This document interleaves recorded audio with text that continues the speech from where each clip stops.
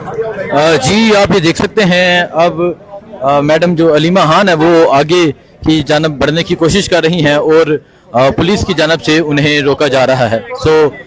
ये आप देख सकते हैं जी, ये सूरत हाल है इस टाइम अडयाला जेल के बाहर की। अलीमा खान आगे जाने की कोशिश कर रही हैं और जो पुलिस के एहलकार है वो उन्हें रोकने की कोशिश कर रहे हैं।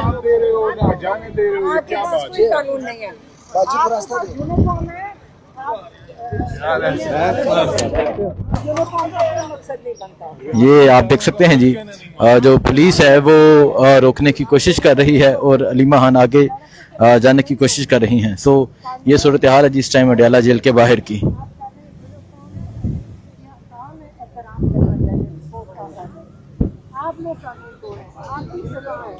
एक मिनट जगह दीजिएगा उधर जाना है जगह।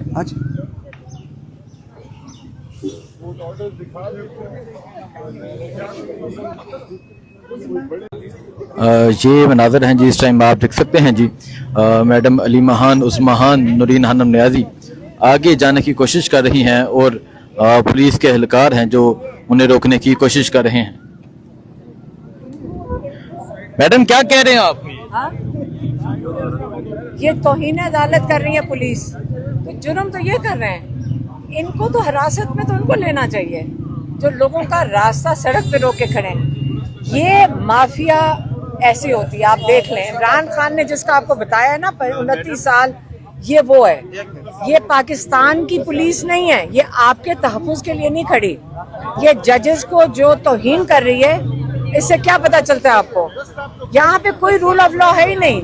जज की तौहीन ये कर रहे हैं, एक यूनिफॉर्म पहना हुआ है, माफिया की पुलिस है ये शरीफ खानदान की पुलिस है, ये मरियम नवाज की पुलिस है।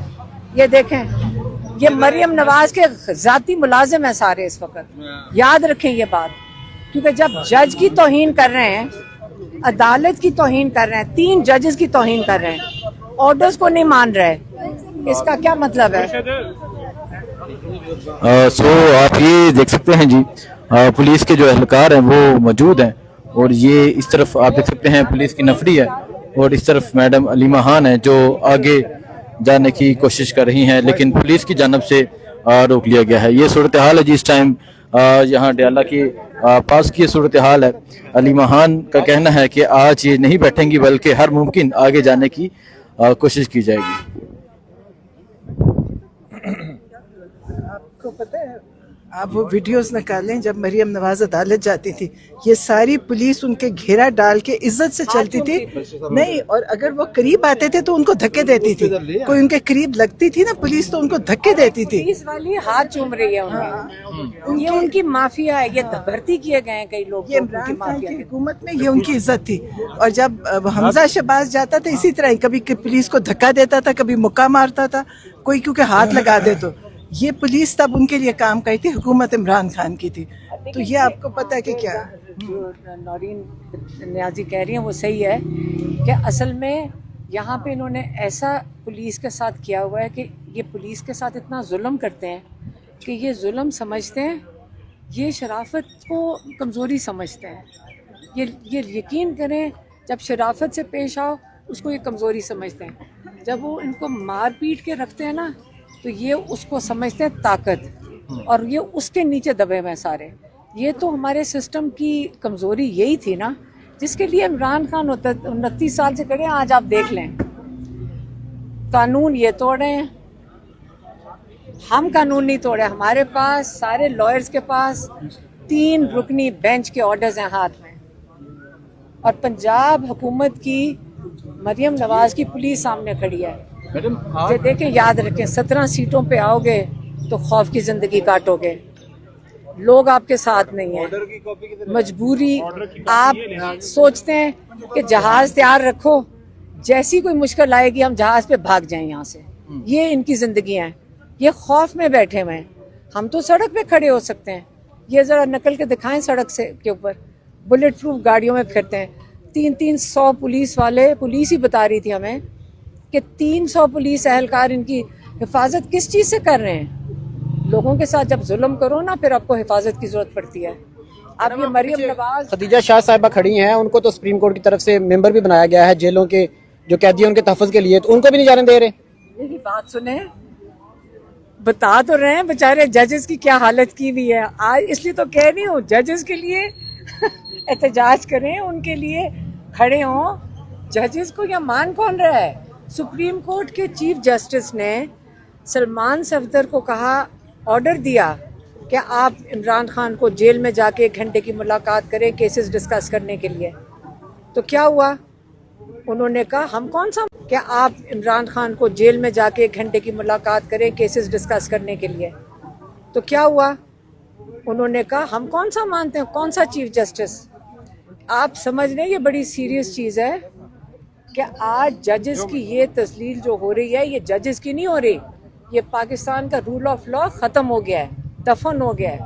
26ویں ترمیم نے اس کو بالکل دفن کر دیا ہے. آپ فکر کریں کہ آگے کیا ہوگا پاکستان میں. پاکستان بڑی خطرناک موڑ پہ آ کے کھڑا ہو گیا ہے, اور ہم اس موڑ پہ کھڑے ہیں. آج عمران خان کو آئسولیشن میں کر دیا ہے. یہ مذاق ہے کہ عمران خان کو بالکل آئسولیٹ کر دیا گیا ہے. آپ بتائیں میڈم کیا ہوگا؟ آج تو وکلا کی بھی ملاقات نہیں ہوئی اور سیاسی لوگوں کی بھی ملاقات نہیں ہوتی, بہنوں کی ملاقات. آئسولیٹ کر دیا گیا ہے, عمران خان کو آئسولیٹ کر دیا گیا. پھر سے میں دہراتی ہوں, اس کا دنیا, باہر کی دنیا سے بالکل قطع تعلق کر دیا گیا ہے. کس لیے؟ آپ ایک طرف کہہ رہے ہندوستان کے ساتھ سیریس معاملہ ہے. میں آج آپ کو پھر سے میں اچھی طرح سمجھا دوں. آج اگر ہندوستان کے ساتھ معاملہ سیریس ہوتا تو خود یہ بیٹھے ہوتے عمران خان کے پاس, اگر سیریس ہوتا. اس لیے میں کہہ رہی ہوں یہ نورا کشتی ہے جو انڈیا اور یہ پاکستان کا ہے. یہاں پہ تو وزیر اعلیٰ صاحب جو ہیں وہ ملاقات کرتے ہیں, ان کی ایکسیس بھی ہے, کل بھی ان کی ملاقات, ان کا فرض بنتا ہے کہ وہ یہ معاملہ اٹھائیں یا وہ خود آپ کو ساتھ لے کے جائیں ملاقات کے لیے. علی امین گنڈا پور صاحب, وہ تو نہیں کل آئے, کل ان کی ملاقات تھی آر کے چیف صاحب کے ساتھ. وہ کونسل قومی انٹرسٹ کی میٹنگ, قومی سلامتی. دیکھیں میری بات سنیں, آپ یہ بتائیں کہ اس وقت قومی سلامتی کیا ڈسکس کر رہی ہے. اگر سچ مچ سوچیں پھر سے, اگر پاکستان اور ہندوستان کا اصلی معاملہ ہوتا, اگر یہ ہمیں خطرہ ہوتا انڈیا کی جنگ کا, تو آج عمران خان کے پاس یہ خود بیٹھے ہوتے. میں بتا رہی ہوں یہ نورا کشتی ہے, یہ نورا کشتی ہے. مل کے بھی ملوث ہیں.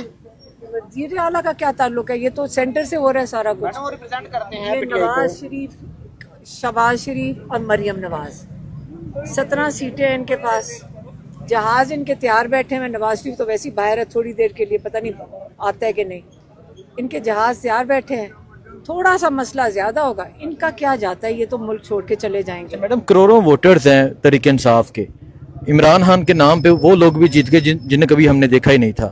تو کیا سمجھتے ہیں تحریک انصاف اتنی بڑی جماعت ہے, اس کے لیڈر کو تنہا کر دیا گیا ہے, قید تنہائی میں رکھا جا رہا ہے, تو کوئی ایسا پلان نہیں دینا چاہیے یا کوئی ایسا لائمل کہ باہر نکلنا ہو یا کوئی اس طرح کی کوئی سچویشن؟ دیکھیں, عمران خان کا فیصلہ رہائی کا عدالتوں میں ہونا ہے. یہ سارا کچھ عدالتوں میں ہونا ہے. اس لیے میں کہہ رہی ہوں, عدالتوں کا آپ نے حکم دے, میں آپ کو یہی کہہ رہی ہوں, ہمیں عدالتوں کی رہائی کی فکر کرنی چاہیے. صرف عمران خان کے لیے نہیں, اپنے سب کے لیے, پاکستان کے لیے.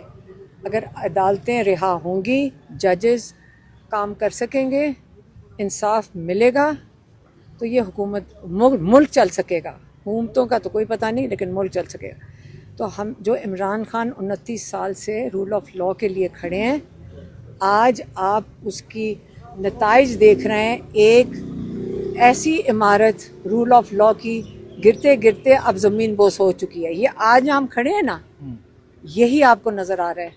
یہ کھڑے ہیں جن کا کام ہے کورٹ کے آرڈرز کو امپلیمنٹ کرنا, یہ پولیس کا. یہ کھڑے کہتے ہیں ہم ان کو مانتے نہیں کورٹ کے آرڈر کو.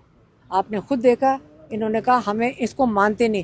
پھر آپ ان سے پوچھیں یہ کس کو مانتے ہیں, پولیس سے تو پوچھیں یہ کس کو مانتے ہیں, بتائیں تو صحیح نا. پولیس کس کو مانتی ہے؟ ان کا تو کام ہی عدالت کے ساتھ چلنا ہے, رول آف لا کو مینٹین کرنا. تو یہ کس کے لیے کھڑے ہیں, ہمیں تو نہیں سمجھ آ رہی. ان کو بتایا گیا کہ پنجاب کی ایک ہی آواز ہے مریم نواز, بس یہ وہ سنتے ہیں, ان کو کسی کی بات سمجھ نہیں آئے گی. اور آپ ضرور وہ ویڈیوز چلائیں جس میں مریم نواز عدالت میں کس طریقے سے جاتی تھی. بہت شکریہ. پولیس ان کے سامنے جھک جھک کے لگتا ہاتھ چومتی تھی. जी आप ये देख सकते हैं पंजाब पुलिस के एहलकार मौजूद हैं और अलीमा खान आगे जाने की कोशिश कर रही हैं बार बार, लेकिन उन्हें रोका जा रहा है।